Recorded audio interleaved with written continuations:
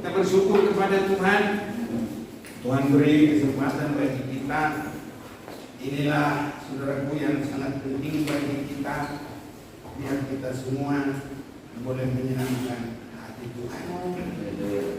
Saya mau mengajak kita membaca firman Tuhan dalam kitab Nehemia. Nehemia pasal yang pertama.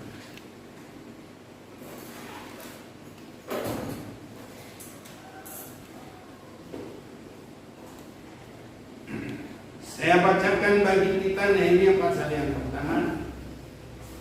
Riwayat Nehemia bin Hakalia pada bulan Kisleu tahun ke-20, ketika aku ada di Susan, datanglah Hanani, salah seorang dari saudara-saudaraku, dengan beberapa orang dari Yehuda.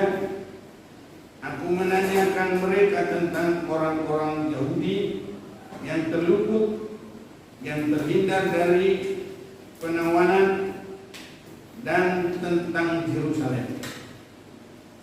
Kata mereka kepadaku, orang-orang yang masih tinggal di daerah sana, yang terhindar dari penawanan, ada dalam kesukaran besar dan dalam keadaan tercelah. Tembok Yerusalem telah terbongkar dan pintu-pintu gerbangnya telah terbakar. Ketika ku dengar berita ini, duduklah aku menangis dan berkabung selama beberapa hari. Aku berpuasa dan berdoa kehadiran Allah semesta langit. Mau lanjut lagi ayat 11. Ya Tuhan, berilah telinga kepada dua hamba-Mu ini dan kepada dua hamba-hamba-Mu yang rela takut akan nama-Mu, dan biarlah hamba-Mu berhasil hari ini dan mendapat belas kasihan dari orang ini. Ketika itu aku ini juru minuman raja. Ini adalah Nehemia, saudara-saudaraku, salah seorang dari ruangan itu. Hanya kita boleh sering mendengar yang lebih banyak diperbincangkan, dihotbahkan adalah mereka Sadrak, Mesak, Abednego, Daniel. Tapi salah satu juga adalah Nehemia, dan dia juru minuman raja. Saya rindu untuk kita memperhatikan kehidupan Nehemia ini,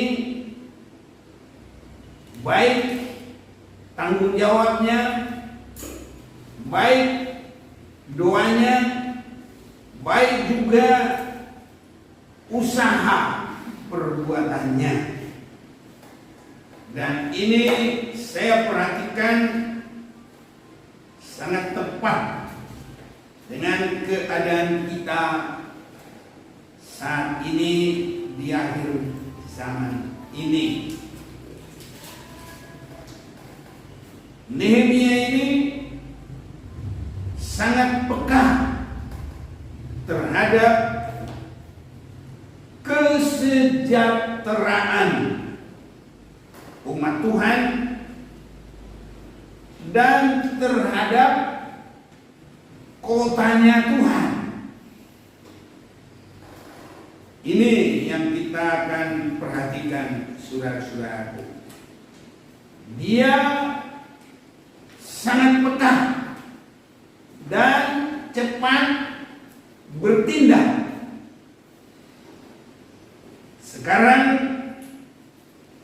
banyak kehidupan, banyak berkata-kata, banyak berencana, tapi tanpa perbuatan. Tapi Nehemia ini dia tanggap, dia berbuat, dia bertanggung jawab, baik secara rohani, baik juga secara jasmani. Saya yakin ini juga termasuk dipengaruhi keadaan sehari-hari, kehidupan sehari-hari. Jadi kita juga, tindakan-tindakan kita ini itu juga ada dipengaruhi kehidupan sehari-hari.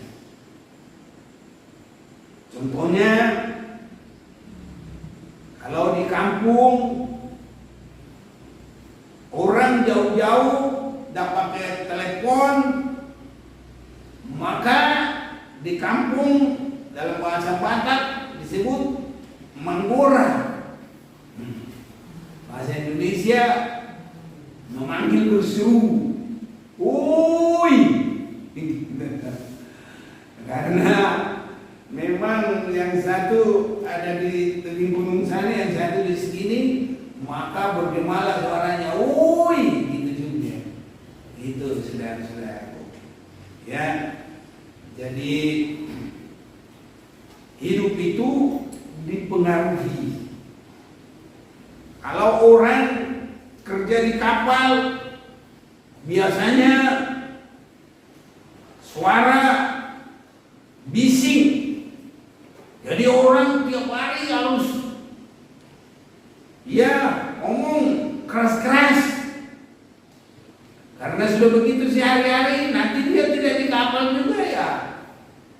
Itu kebiasaan. Sebabnya kebiasaan yang buruk menghasilkan tindakan yang buruk.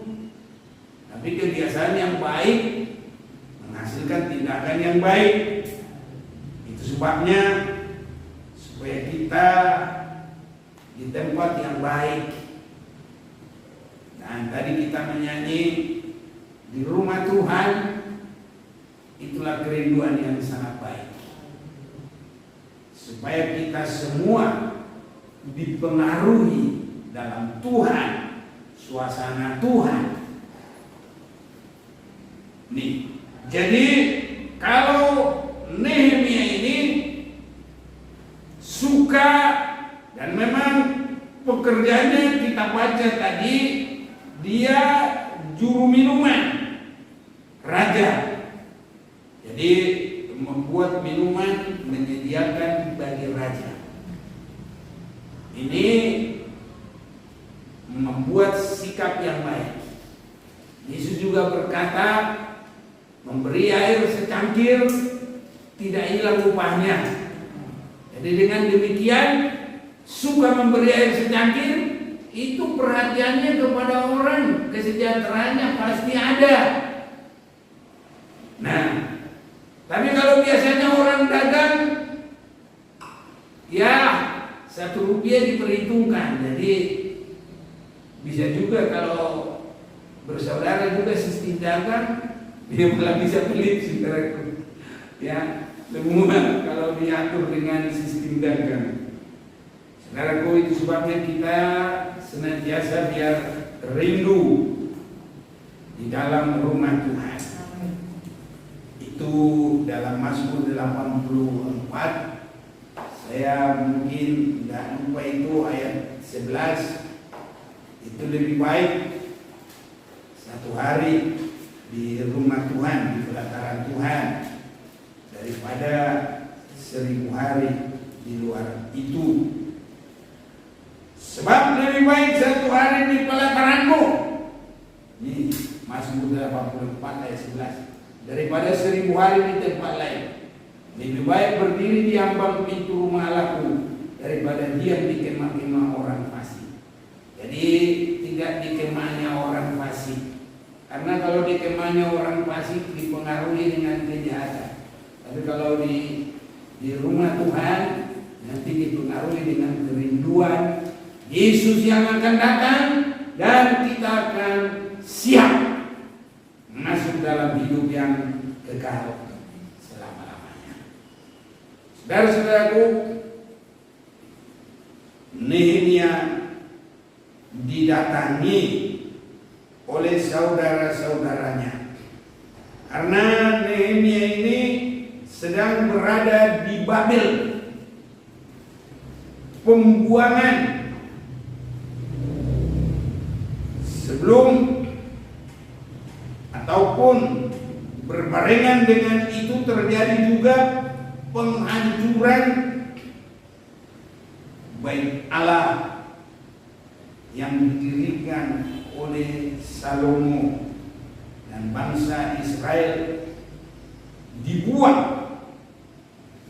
Hampir semua yang tinggal hanya yang tidak kuat, yang tua-tua, yang sakit-sakitan.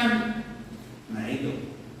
Jadi yang lainnya dibawa ke Babel dan dipekerjakan juga di sana. Itulah termasuk Sadrak, Abednego, Daniel, Mesak. Nah ini, jadi termasuk juga Nehemia ini, juru minum. Ayat 2 Nehemia pasal 1 ayat 2, datanglah Hanani, salah seorang dari saudara-saudaraku dengan beberapa orang dari Yehuda. Aku menanyakan mereka tentang orang-orang Yahudi yang terluput, yang terhindar dari penawanan, dan tentang Yerusalem. Ini juga adalah perhatian yang baik untuk kesejahteraan orang lain. Orang-orang yang berhati fasik, dia bukan memperhatikan kesejahteraan orang lain. Sering sekali memperhatikan kekurangan, kesalahan orang lain. Jadi ngata-ngatain, dengki, nyinyir. Nah, kalau orang lebih berhasil dari dia bisa dengki. Bahkan kalau kehidupannya itu tidak terdidik dalam pergaulan yang baik, maka selalu cari-cari kekurangan orang lain. Tapi kalau Nehemia ini, dia hanya rindu untuk terjadi kesejahteraan orang lain. Kiranya itu juga terjadi bagi kita, dan semuanya nanti kita bisa dipakai oleh Tuhan.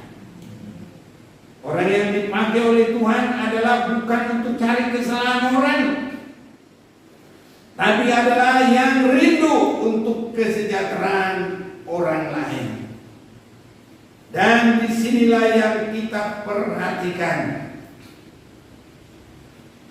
Hati yang rindu untuk kesejahteraan orang lain menggerakkan satu tindakan yang baik. Tindakan yang baik itu dimulai dari menghampiri Tuhan dalam doa dan berpuasa. Ini yang kita perhatikan. Jadi dalam Nehemia pasal yang pertama ini ayat yang keempat, ketika aku dengar berita ini, dululah aku menangis. Saudaraku, untuk kesejahteraan orang lain itu dia benar-benar sampai ke hati.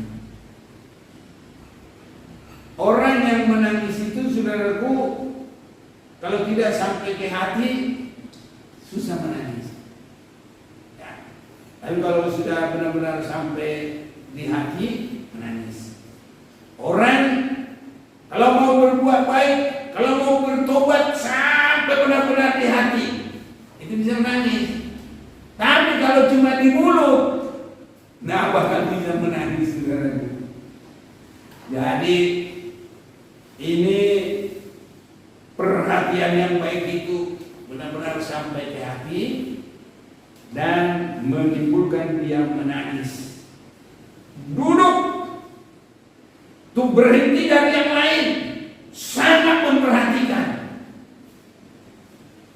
Ini yang sangat baik. Sering sekali saudara-saudaraku, sikap yang tidak baik itu mendengar dan memperhatikan orang lain, udah deh benar-benar saja pun didengar, dia nggak berpengaruh, pura-pura tidak dengar, atau PTT, pura-pura tidak tahu. Jadi cueklah. Ya, kalau orang cuek itu nggak bagus saudaraku. Kalau ikan cuek dimakannya banyak yang suka. Tapi kalau orang cuekan itu tidak bagus. Itu sebabnya Nehemia ketika mendengar berita ini, duduklah aku, menangis dan berkabung selama beberapa hari. Aku berpuasa dan berdoa kehadiran Allah semesta langit. Inilah yang kita perhatikan. Apapun persoalan, kita bawa dalam doa dan kita meningkatkan persekutuan dengan Tuhan sampai berhenti dari yang lain, menahan diri. Itu yang disebut berpuasa. Dan segala apapun masalah sangat tepat kalau diawali dengan berdoa dan berpuasa.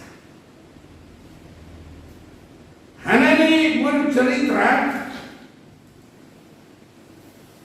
bahwa mereka yang tinggal di Yerusalem itu mereka sangat susah. Bahkan disebut mereka juga di dalam keadaan yang terhina. Saya bacakan dulu kembali ayat 2. Datanglah Hanani salah seorang dari saudara-saudaraku dengan beberapa orang dari Yehuda.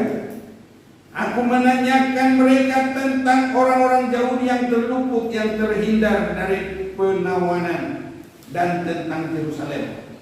Katanya kepadaku, orang-orang yang masih tinggal di daerah sana, yang terhindar dari penawanan, ada dalam kesukaran besar dan dalam keadaan tercelah. Tembok Yerusalem telah terbongkar dan pintu-pintu gerbangnya telah terbakar. Saudara-saudaraku, ini yang kita perhatikan. Mereka dalam kesukaran besar dan dalam keadaan tercelah.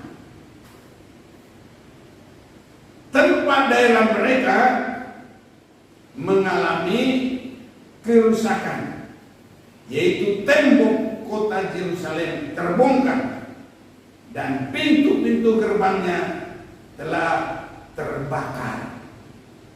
Jadi tembok itu kalau rusak, tidak ada lagi perlindungan. Jadi semua bebas. Jadi tembok itu adalah sama dengan tembok rumah kita. Orang nggak boleh sembarang masuk dan binatang tidak boleh sembarang masuk.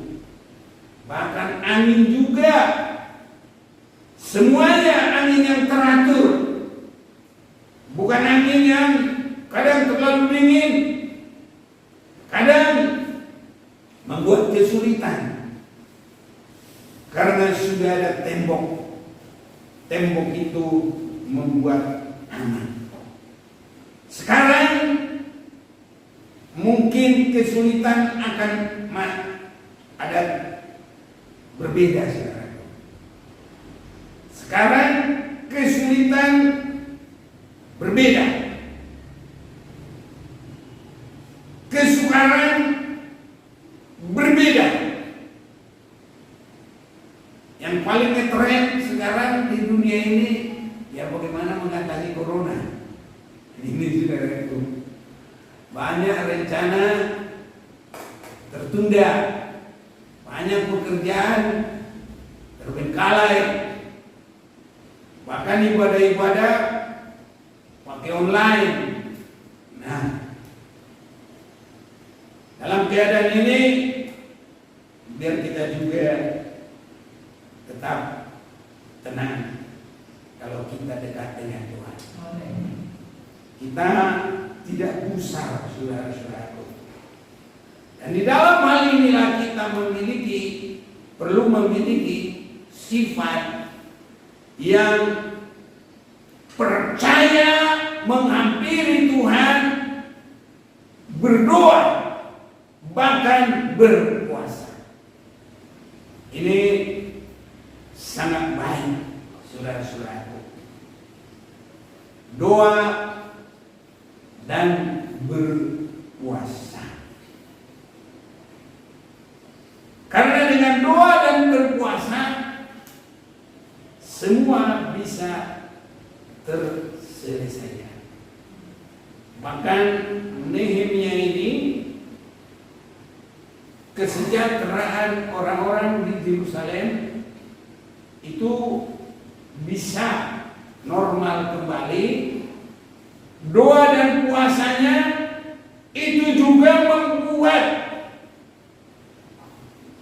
kehidupan dari raja yang menguasai mereka pada saat itu. Ya, saudara-saudaraku, itu bisa mendapat kemurahan sehingga Nehemia juga bisa membangun tembok-tembok Yerusalem. Ini saudara. Jadi apa yang dipersoalkan itu, kesulitan itu, sampai tembok-tembok yang rusak itu bisa terbangun. Ini saudaraku doa orang benar. Jadi tidak hanya asal berdoa. Ada orang berdoa, aku sudah berdoa, tapi hasilnya nggak membuahkan apapun. Ini saudara-saudaraku. Karena banyak doa yang salah. Ada supaya dilihat orang, ada supaya orang tahu dia mungkin rohaniawan. Dan ada doa untuk memuaskan diri sendiri. Ada doa untuk membanggakan diri, mengangkat diri dan segala macam. Itu sebabnya Tuhan juga mengajar orang-orang berdoa, murid-muridnya, orang-orang diajar berdoa. Dan doa orang benar itu besar gunanya, bahkan bisa menyelesaikan semua masalah. Kiranya Tuhan tolong. Ini saudara-saudaraku harus sampai melibatkan hidup yang kembali sebagai umat Tuhan yang benar, berada di dalam kebenaran firman. Tidak hanya berdoa saja, tapi tidak meninggalkan tabiat lama. Ada artinya saudara-saudaraku. Itu sebabnya saya mau mengajak kita melanjutkan Nehemia 1 tadi ayat 5. Kataku, ya Tuhan Allah semesta langit, Allah yang maha besar dan dan dahsyat, yang berpegang pada perjanjian dan kasih setianya terhadap orang yang kasih kepadanya dan tetap mengikuti perintah-perintahnya. Jadi orang yang berdoa yang diberkati oleh Tuhan, dia mengetahui Allah semesta langit, Allah yang maha besar, dahsyat. Allah kita dahsyat. Amin. Ini saudaraku, Allah yang maha besar dan dahsyat, yang berpegang pada perjanjian. Nah, dari Allah ada perjanjian. Kita juga ada perjanjian Tuhan kepada kita. Nah, kalau firman-Ku dalam kamu, mintalah apa saja. Jadi nggak asal begitu saja. Ada orang nggak memperhatikan kekurangannya, saudaraku. Nah, ini nggak bisa. Kataku, ya Tuhan Allah semesta langit, Allah yang maha besar dan dahsyat, yang berpegang pada perjanjian dan kasih setianya terhadap orang-orang yang kasih kepadanya. Jadi yang bisa berkenan kepada Tuhan, didengar Tuhan, diberkati Tuhan, kalau Tuhan maha pengasih, kita juga harus mengasihi Dia. Maka dengan yang sama dengan itu, kiranya Tuhan tolong kita, yang pertama mengasihi Tuhan, dan yang sama dengan itu, kasihilah sesamamu seperti dirimu sendiri. Ini saudaraku, biar Tuhan tolong kita. Jadi harus ada juga dalam doa dan puasa itu memperhatikan Allah yang maha kuasa yang dahsyat, tapi Dia tidak keluar dari firman-Nya, dari janjinya, dan supaya kita juga harus mengasihi Tuhan. Banyak orang mengikut Tuhan lama, bisa juga ya memiliki ya predikat sebagai pelayan. Contohnya pendeta, penginjil, pendeta muda, ya nanti lebih lagi urus, ada lagi ya besok dan lain-lain, saudara-saudaraku. Jadi harus juga mengikuti firman-Nya. Disebut di sini perintah-perintahnya. Jadi berdoa dan berpuasa harus juga menyerahkan hidup untuk mengasihi Tuhan dan merelakan mengikuti perintah-perintahnya. Jadi semua berubah, saudaraku. Ya. Jadi yang lama berlalu, yang baru sudah datang. Baru dari situ kita berdoa. Ayat 6, berilah telingamu dan bukalah matamu dan dengarkanlah doa hambamu.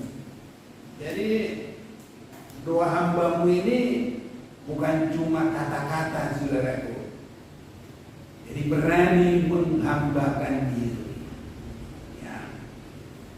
Kalau dalam bahasa Yunani-nya disebut doulos, hamba.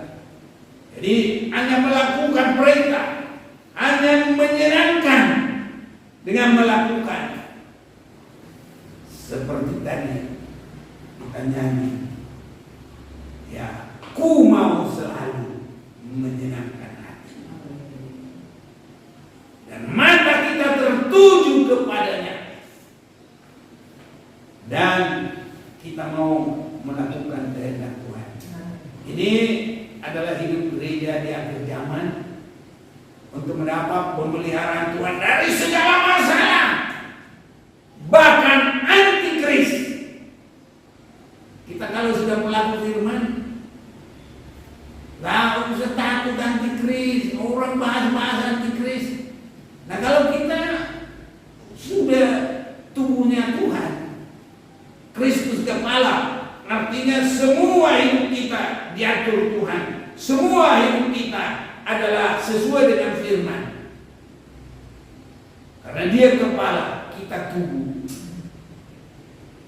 Mana bisa antikristus pegang kita? Pegang aja, ada juga nggak bisa.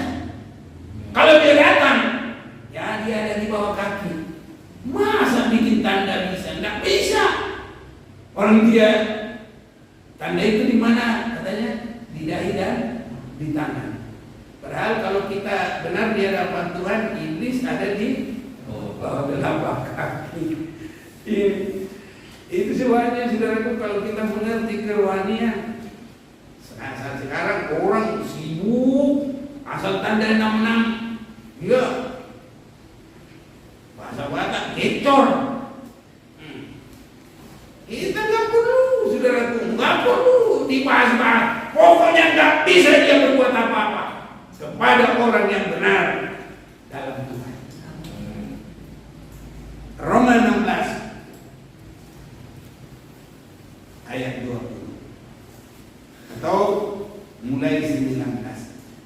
Kabar tentang ketaatanmu telah terdengar oleh semua orang. Wah, ini luar biasa. Ini memperhatikan firman Tuhan dan melakukan. Ini namanya tergembala. Nggak mau asal semau saya sendiri. Ini rohani. Sekarang bahasa Batak terkenal, rohana. Semua Indonesia sudah tahu. Biasanya kalau kopa-kopa bukan rohana, udah mengerti orang bahwa itu mau sendiri. Nah, tapi bukan mau sendiri, rohani. Berarti melakukan firman Tuhan. Kabar tentang ketaatanmu telah terdengar oleh semua orang. Sebab itu aku bersukacita tentang kamu. Tapi aku ingin supaya kamu bijaksana terhadap apa yang baik dan bersih terhadap apa yang jahat. Haleluya. Semoga Allah sumber damai sejahtera segera menghancurkan iblis di bawah kaki. Jadi iblis di bawah kaki itu nggak bisa juga, saudaraku, bikin kayak duri. Ya, menggelitik saja nggak bisa. Bahasa Batak mengguit-guit, nggak bisa. Karena apa? Sebelum dia di bawah kaki udah dihancurin dulu sama Tuhan. Amin, saudaraku. Ini luar biasa. Semoga Allah sumber damai sejahtera segera menghancurkan iblis di bawah kakimu. Kasih karunia Tuhan kita menyertai kamu. Ini saudaraku intinya di paling akhir, ya memang iblis, nabi palsu, antikris. Nah inilah semua. Tapi apapun itu Tuhan hancurkan. Kalau kita suka firman dan pelaku firman, dan firman itu diberkati, diurapi oleh Roh Kudus ada dalam kita. Apa yang takut? Tenang. Orang kalau tidak melakukan firman, dibahas pun menang, dia tetap kena. Orang dia bahas itu pun dia menghindar bagaimanapun. Kalau dia tidak dikerjakan oleh firman, dia tetap kena. Tapi kalau kita sudah ada ketaatan kepada firman, bahkan juga bisa sampai dilihat oleh orang. Antikris nggak bakal bisa untuk berdiri sama kita aja, nggak bisa. Dia di bawah kaki. Haleluya. Apalagi bikin tanda di dahi, muka dengan muka, di tangan, nggak bisa. Ya, itu sebabnya mari hidup sesuai firman, hidup rohani. Ini yang terutama. Semua masalah boleh terselesai sampai kepada antikris. Masalah sepanjang masa kita bersama Tuhan, dengarkan firman dan hidup di dalamnya. Sebabnya kita saat ini dengar firman juga. Saudara-saudaraku yang di rumah juga sama. Saudaraku ada di mana-mana sekarang. Ada juga yang ikut ibadah di Amerika, ada juga di Jepang, ada juga di Jerman. Puji Tuhan. Nanti bisa di seluruh bumi ini. Ini saudaraku. Jadi gak usah dibahas-bahas antikris, bahas firman, lakukan firman. Antikris sudah gak ada artinya. Saudara-saudaraku, hebat pun iblis itu, bagaikan singa yang mengaum-ngaum. Tapi kalau kita bersama dengan Tuhan, lewat semuanya.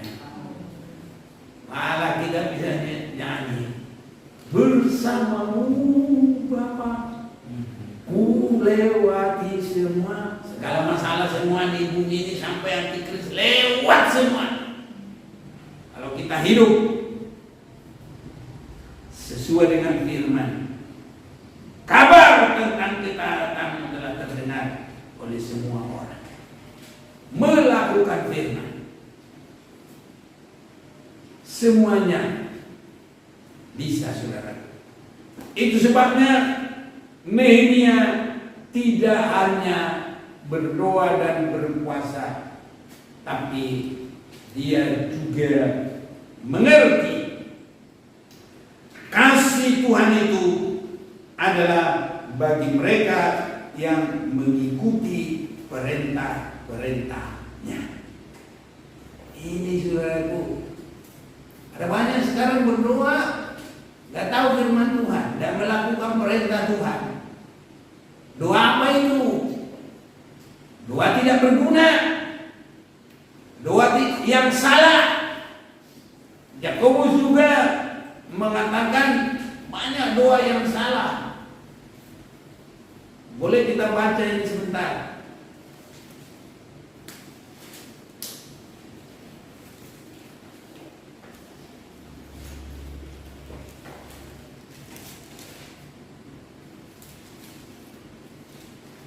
Dalam kitab Yakobus kita akan membaca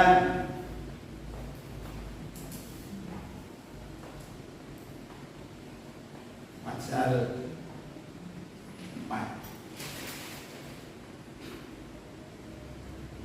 Pasal yang keempat ayat 3. Atau kamu berdoa juga, tapi kamu tidak menerima apa-apa karena kamu salah berdoa.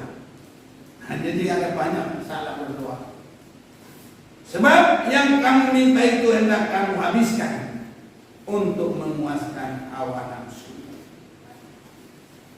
Itu sebabnya kalau doanya Nehemia untuk kesejahteraan orang lain, untuk pembangunan tembok-tembok Yerusalem yang rusak. Jadi banyak berdoa juga hanya untuk keagungan dirinya, yang lain-lain. Itu sebabnya saudara-saudaraku, doanya Nehemia itu terarah kepada misinya Yesus. Karena demikianlah Allah memberikan anaknya yang satu-satunya, yang tunggal, supaya barang siapa yang percaya tidak binasa. Ini saudara-saudaraku, sasaran doa kita, supaya tidak terjadi kebinasaan. Bukan supaya dirinya sendiri besar, supaya dirinya kaya. Ya tidak salah kaya kalau sudah hidupnya benar, dan kekayaan itu anugerah Tuhan, kepercayaan dari Tuhan. Dan kalau kaya karena kepercayaan Tuhan, tidak hilang, tidak bikin susah. Kaya semakin kaya, seperti Abraham, seperti juga Ishak. Bisa, saudaraku. Tapi kalau belum melakukan firman, ingin minta kaya, itu doa yang salah, saudara. belum rohani, masih rohana, ya, minta diberkati. Salah, saudaraku. Ya, bukan itu. Atau kamu berdoa juga, tapi kamu tidak menerima apa-apa karena kamu salah berdoa.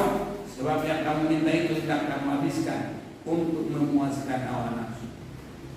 Hai kamu orang-orang yang tidak setia, tidakkah kamu tahu bahwa persahabatan dengan dunia adalah permusuhan dengan Allah? Jadi barang siapa yang tidak menjadi sahabat dunia, yang menjadikan dirinya musuh Allah. Jadi kita harus memihak menjadi umat Tuhan, pelaku kebenarannya, menjadi hamba-hamba Tuhan. Doa kita berkenan dan diberkati oleh Tuhan. Saudara-saudaraku, saya lihat doa dan pergumulan ini sangat besar kuasa. Jadi ini menyangkut kepada bagaimana kita menghadapi seseorang. Contohnya, saudara-saudaraku, Yakub takut akan dibunuh oleh saudaranya. Siapa itu saudaranya? Esau. Ya. Karena menurut si Esau, ayahku ini penipu. Padahal kalau saya lihat dari firman Tuhan, mereka belum lahir, Tuhan sudah bilang yang tua menjadi hamba pada bagian adiknya. Itu sudah tertulis. Dan Esau juga sudah menjual hak kesulungan itu. Memang kalau tidak diikuti, saudara-saudara, biar pendeta banyak salah. Yakub penipu, dia bilang. Masa Tuhan mau memberkati penipu? Masa Tuhan mau bikin bangsa yang besar seperti nanti di dalam Kejadian 32 ini kita bisa lihat juga, aku menjadikan kau bangsa yang besar. Berkat Abraham itu kepada dia, keturunanmu seperti bintang di langit. Masa Tuhan memberkati begitu penipu? Tidak dong. Nah, jadi memang melihat firman Tuhan ini, kalau tidak diikuti semua langsung sepotong-sepotong, ya kena. Sama dengan Yesus tidak bangkit, Yesus tidak mati, itu diberitakan kemana-mana, titik di situ. Padahal harus dilanjutkan, itu adalah kata orang-orang jahat, laskar-laskar yang digaji, yang disogok dikasih upah sama orang-orang lain. Sekarang itu disebut bohir. Nggak tahu bohir-bohir, tapi begitulah kata sekarang ini. Ya, sponsor dia bilang bohir. Ya, jadi dulu begitu. Jadi kita harus mengerti. Itu sebabnya di YouTube tonton sampai habis biar jangan salah tanggap. Begitu saudara. Nah, YouTube aja begitu, apalagi firman Tuhan. Jangan ambil kesimpulan dulu kalau belum tahu semua. Jadi Yakub dibilang penipu. Saudara-saudaraku, itu sebabnya kita harus semakin mengerti bagaimana Yakub menghadapi Esau. Baik, mari kita baca saja Kejadian pasal 32.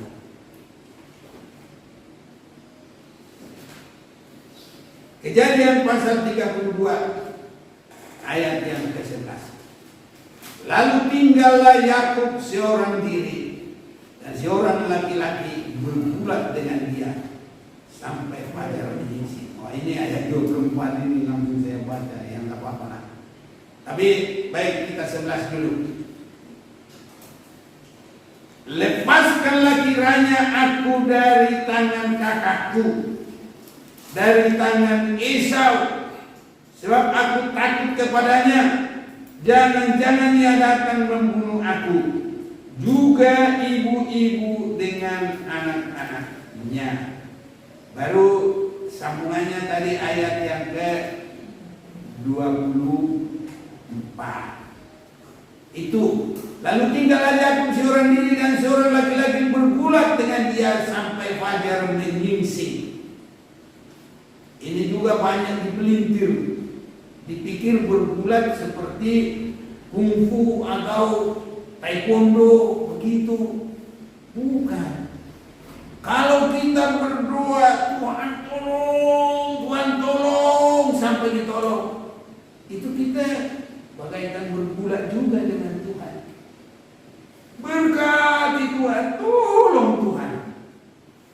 Nah, jadi ini untuk menghadapi seseorang juga sangat baik. Biasanya kalau tidak berdoa langsung didatangi. Dia bilang, kan Tuhan yang sudah memberkati saya. Kamu kan sudah jual ke saya. Oh, kalau begitu dipacok benar. Itu banyak sekarang ini salah menghadapi sesama. Langsung didatangi, langsung cari kebenaran. Apalagi orang keminta khotbah, kan begini kata firman Tuhan, dikhotbahi. Bisa berantem, bisa hancur. Jadi Yakub sama sekali tidak berkata-kata tentang karunia Tuhan kepada Esau. Dia hanya berdoa kepada Tuhan sampai Tuhan yang berubah hati Esau. Haleluya. Ini saudaraku. Kalau kita juga menghadapi tabiat orang, suruh Tuhan yang berubah. Biasanya sekarang ini langsung dia datang, beginilah, kamu yang salah, aku yang benar, begitulah. Hancur itu saudaraku. Jadi di dalam banyak hal, karena Tuhan yang mengatur semuanya, Tuhan yang membuat damai, Tuhan yang membuat keberkatan, Tuhan yang membuat seseorang besar. Itu sebabnya saya lihat ini, Yakub ini bagus saudara. Dia tidak berkata-kata sedikit pun. Malah orang-orang disuruh duluan kalian, duluan. Kalau sekarang, biar aku di depan, biar aku kasih tahu kebenaran. Walaupun itu benar saudara, tapi ribut, berantem, perang. Karena Tuhan belum jamah. Tapi kalau Tuhan sudah jamah, aman semuanya. Ini saudara itu. Karena manusia ini nggak mau benar-benar lewat kuasa Tuhan. Dari emosinya masih di situ, sakit hatinya di situ, rasa tidak enaknya di situ, kuning-kuningnya di situ, semua di situ. Dia datangi, ribut saudara. Jadi Yakub ini bergumul dengan Tuhan, bukan dengan Esau. Berkata saya Tuhan, saudaraku, Esau jamah hatinya Tuhan. Dan kalau Tuhan sudah mengerjakan, dia datang dengan aman, semua baik. Haleluya. Esau biarpun kayak singa yang buas, wah dia sudah meraung-raung, harus bunyi, sudah begitu dia. Tapi kalau Tuhan sudah jamah, berubah semua saudara. Itu sebabnya semua kesulitan sampai menghadapi orang, dia di dalam doa dan puasa. Haleluya saudaraku. Aman, damai. Kalau kita langsung atasi, bukan selesai perang saudaraku. Biarlah Tuhan kuatkan kita, Tuhan tolong kita. Banyak sekali saudaraku dalam firman Tuhan ini hanya karena Tuhan yang menolong, maka semua baik. Terhadap kelakuan manusia yang begitu pun, terhadap apapun, Yakub tidak mau memberitahukan bagaimana Tuhan memberkati dia, bagaimana semuanya, saudaraku, kebenaran dia tidak. Tapi dia hanya tetap bergumul kepada Tuhan. Dan nyatanya segala sesuatu boleh terselesai kalau berdoa dan berpuasa. Ini yang kita baca tadi dari kitab Nehemia ini, saudara. Dan raja juga dijamah oleh Allah sehingga memberikan surat untuk Nehemia boleh berikan kepada yang berwenang, dan dia juga diperbolehkan untuk membangun tembok-tembok Yerusalem. Bahkan juga saudara-saudaraku, banyak yang mendukung dia sehingga benar-benar terjadi pembangunan pintu-pintu gerbang dan pembangunan daripada semuanya tembok-tembok Yerusalem. Di bangsa Israel aman, damai, sejahtera. Saudara-saudaraku, itulah awalnya. Dan di dalam mengerjakan pekerjaan yang baik bukan berarti semua mulus. Begitu mereka mengerjakan pekerjaan itu, maka mulailah musuh-musuh bisa pada keluar. Dalam Nehemia pasal 4, kewaspadaan terhadap orang-orang yang menentang pembangunan. Banyak dari sekitar itu langsung menghalangi. Jadi pekerjaan yang baik, saudaraku, bukan berarti langsung semua dikerjakan, langsung mulus semua. Tidak. Banyak tantangan. Mengerjakan pekerjaan yang baik, banyak tantangan. Dan kita tidak boleh berhenti. Maju terus, saudara-saudara. Tuhan pasti memberkati. Nehemia pasal yang keempat.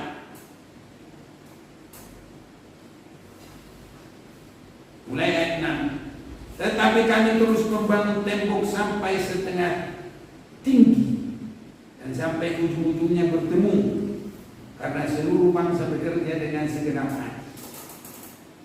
Ketika Sanballat dan Tobia serta orang Arab dan orang Amun dan orang Asdod mendengar bahwa pekerjaan perbaikan tembok Yerusalem maju dan bahwa lubang-lubang tembok mulai tertutup, maka sangat marahlah mereka. Mereka semua mengadakan persepakatan bersama untuk memerangi Yerusalem dan mengadakan kekacauan di sana. Tapi kami berdoa kepada Allah kami dan mengadakan penjagaan terhadap mereka siang dan malam karena sikap mereka. Saudaraku, apapun tantangan dari mana-mana, dari mungkin orang sesama, bisa juga seiman, dan ini orang-orang yang tidak seiman, semua boleh diselesaikan dengan berserah kepada Tuhan. Berdoa, saudara-saudara. Karena Tuhan yang mengatur semua roda perputaran dunia ini. Sampai hati manusia itu, kita harus yakin Tuhan yang mengatur. Tapi sering kita mendahului, kita yang mengatur, kita yang ingin sudah cepat berbuat. Tak bisa. Mari kita pasrah kepada Tuhan, kita serahkan kepada Tuhan. Dan kalau kita beribadah semakin mendekatkan diri kepada Tuhan, semakin firman Tuhan dalam kita. Dan kalau kita berdoa, saudaraku, semua nanti akan Tuhan perhatikan. Itu sebabnya tadi kita baca ya dalam apa tadi kita baca Roma ya, ketaatanmu telah terdengar. Ini saudaraku. Dan di sini juga kalau kita terus berpegang kepada janji Tuhan, firman Tuhan, doa bisa menyelesaikan semua indah pada waktunya. Kalau kita yang mendahului, ramai. Mulai dari yang terdekat sampai yang terjauh. Kalau dalam ibadah kita yang terdekat, ya mungkin sebelah bahu kita. Ini saudara. Kalau di rumah, kalau suami istri ya suami istri. Kalau sudah punya anak, bapak, mama, kakak, adik. Ini semua kalau kita awali dengan doa, indah pada waktunya. Jangan langsung laporan, beginilah. Apalagi kita menggurui, kita sebagai guru, kita sebagai pengajar. Susah itu saudaraku. Tapi kalau kita bawa Tuhan, inilah keadaan. Ada kesulitan, ada kesusahan, ada kerusakan, apapun. Jangan bawa yang lain-lain, baik kebenaran kita jangan tunjukkan itu semua. Jangan kita katakan kamu salah, kamu tidak benar. Udah. Tapi seperti Yakub berburu datang kepada Tuhan. Dan kalau dia sudah datang, semua sudah baik. Haleluya, saudaraku. Yakin bisa terjadi. Dalam nama Tuhan tidak ada yang mustahil. Ini yang saya lihat dalam kitab Nehemia ini. Kesulitan, kesukaran yang sangat besar, semua boleh terselesai. Sampai kehancuran tembok-tembok Yerusalem. Tadi kita sudah baca, semua ujung-ujungnya sudah rapat. Sampai yang berlubang-lubang semua sudah tertutup. Indah, saudara-saudara. Saat ini kita dibutuhkan di akhir zaman ini. Dalam keadaan corona ini, kita tidak bisa sediakan vaksin dan lain-lain. Tapi kalau kita bisa berdoa, bisa sekali, saudara-saudara. Ini dibutuhkan. Kalau kita berpuasa lagi, ya. Tapi jangan lupa harus sampai memperhatikan hidup kita sesuai dengan firman Tuhan. Sebab kita didengar atau tidak, ada di dalam hal itu. Kita menang atau tidak, ada di dalam hal kebenaran firman Tuhan yang ada pada kita. Kita tidak dikuasai oleh antikris, itu tetap karena firman ada di dalam kita. Sebagai yang terakhir, saya mau ajak kita baca Yohanes pasal yang ke-15. Mulai 6. Barang siapa tidak tinggal di dalam aku, dibuang keluar seperti ranting dan menjadi kering. Kemudian dikumpulkan orang dan dicampakkan ke dalam api dan dibakar. Jikalau kamu tinggal di dalam aku dan firman-Ku tinggal di dalam kamu, mintalah apa saja yang kamu kehendaki dan kamu akan menerimanya. Jadi hidup kita harus sampai dikerjakan oleh firman. Itu dasar kita, ya, untuk berdoa dan berpuasa dan menjadikan semua terselesai, indah pada waktunya. Kalau kita tekuni dalam hal ini, Bapakku dipermuliakan, itu jika kamu berbuah banyak, dan dengan demikian kamu adalah murid-muridku. Kita adalah murid-murid Tuhan karena kita jadi hidup dalam janji Tuhan, dalam firman Tuhan, dan hidup kita dirubah. Ini yang pertama. Banyak orang, saudaraku, ini merubah orang, tapi dia menghakimi orang. Dia nggak tahu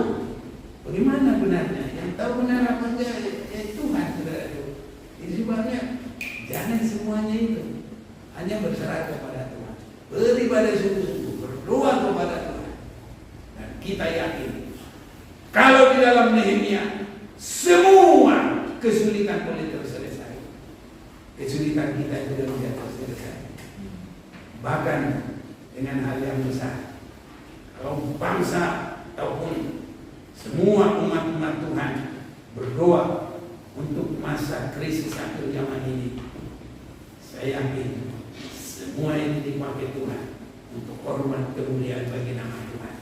Kita tidak usah takut apa yang disebut ya virus corona, virus ya, orang bilang begitu Inggris ini tahu ya, takut saudara.